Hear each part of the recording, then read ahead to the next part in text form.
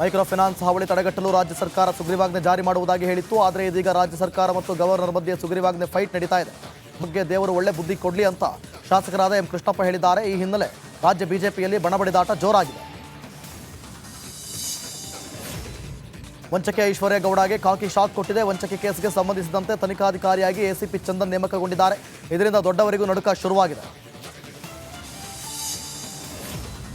ವಿಜಯನಗರದ ಮೈಲಾರಲಿಂಗೇಶ್ವರ ಸನ್ನಿಧಿಯಲ್ಲಿ ಮತ್ತೆ ವಿವಾದ ಕೇಳಿ ಬಂದಿದೆ. ಧರ್ಮಕರ್ತರು ಜಿಲ್ಲಾಡಳಿತ ಮಧ್ಯೆ ಹೊಸ ಸಮರ ಶುರುವಾಗಿದೆ.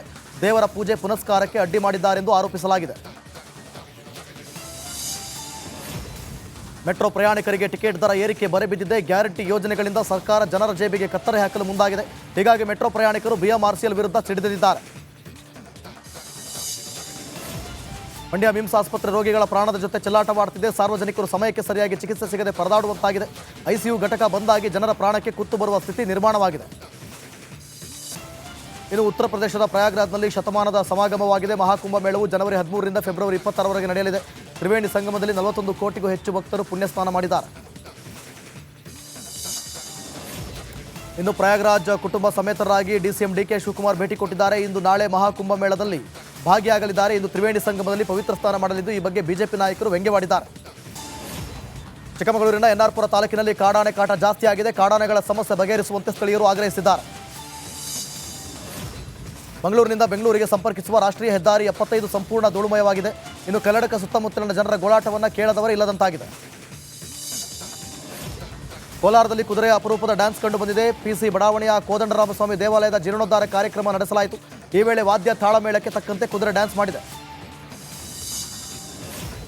ಏರ್ ಶೋಗೆ ರಾಜಧಾನಿ ಬೆಂಗಳೂರು ಸಜ್ಜಾಗಿದೆ. ನಾಳೆಯಿಂದ ಯಲಹಂಕ ವಾಯುನೆಲೆಯಲ್ಲಿ ವೈಮಾನಿಕ ಪ್ರದರ್ಶನ ನಡೆಸಲಾಗುತ್ತೆ. ಇನ್ಮುಂದೆ ಬಾನಂಗಳದಲ್ಲಿ ಲೋಹದ ಹಕ್ಕಿಗಳ ಕಲರವ ಕಾಣಬಹುದಾಗಿದೆ. ಬೆಂಗಳೂರಲ್ಲಿ ಈ ಬಾರಿ ವಾಡಿಕೆಗಿಂತ ಹೆಚ್ಚು ಉಷ್ಣಾಂಶ ಕಂಡು ಬಂದಿದೆ. ಫೆಬ್ರವರಿ 2 ಅಥವಾ 3ನೇ ವಾರದಿಂದಲೇ ಬೇಸಿಗೆ ಆರಂಭವಾಗಲಿದ್ದು 42 ಡಿಗ್ರಿ ಸೆಲ್ಸಿಯಸ್ ಉಷ್ಣಾಂಶ ದಾಖಲಾಗುವ ನಿರೀಕ್ಷೆ ಇದೆ. ಬೇಸಿಗೆ ಕಾಲದಲ್ಲಿ ಬೆಂಗಳೂರಿನಲ್ಲಿ ನೀರಿಗೆ ತಾತ್ವಾರ ಪಡುವ ಪರಿಸ್ಥಿತಿ ನಿರ್ಮಾಣವಾಗಿದೆ. ಅಲ್ಲದೆ ವಾಟರ್ ಟ್ಯಾಂಕರ್ಗಳ ಸುಲಿಗೆಗೆ ಬ್ರೇಕ್ ಹಾಕಲು ಜಿಲ್ಲಾಡಳಿತದಿಂದ ಸಿದ್ಧತೆ ನಡೆಸಲಾಗಿದೆ. ದೆಹಲಿಯಲ್ಲಿ ಬಿಜೆಪಿ ಗೆದ್ದು ಬೀಗಿದೆ. 27 ವರ್ಷಗಳ ನಂತರ ದೆಹಲಿಯಲ್ಲಿ ಬಿಜೆಪಿ ಮತ್ತೆ ಅಧಿಕಾರಕ್ಕೆ ಬಂದಿದೆ. ಈಗ ದೆಹಲಿ ಸಿಎಂ ಯಾರು ಆಗ್ತಾರೆ ಅನ್ನೋದೇ ಸಸ್ಪೆನ್ಸ್ ಇದ್ದು ಸಿಎಂ ಆಯ್ಕೆ ಶೀಘ್ರದಲ್ಲೇ ಆಗಲಿದೆ. ಕೋಲ್ಕತ್ತಾದಲ್ಲಿ ಪೊಲೀಸರು safe drive safe life half marathon ಆರಂಭಿಸಿದ್ದಾರೆ. ಪಶ್ಚಿಮ Bengal police DGP Rajeev Kumar, Bengal sub area general officer commanding Rajesh Arun ಮ್ಯಾರಥಾನ್ಗೆ ಚಾಲನೆ ನೀಡಿದರು.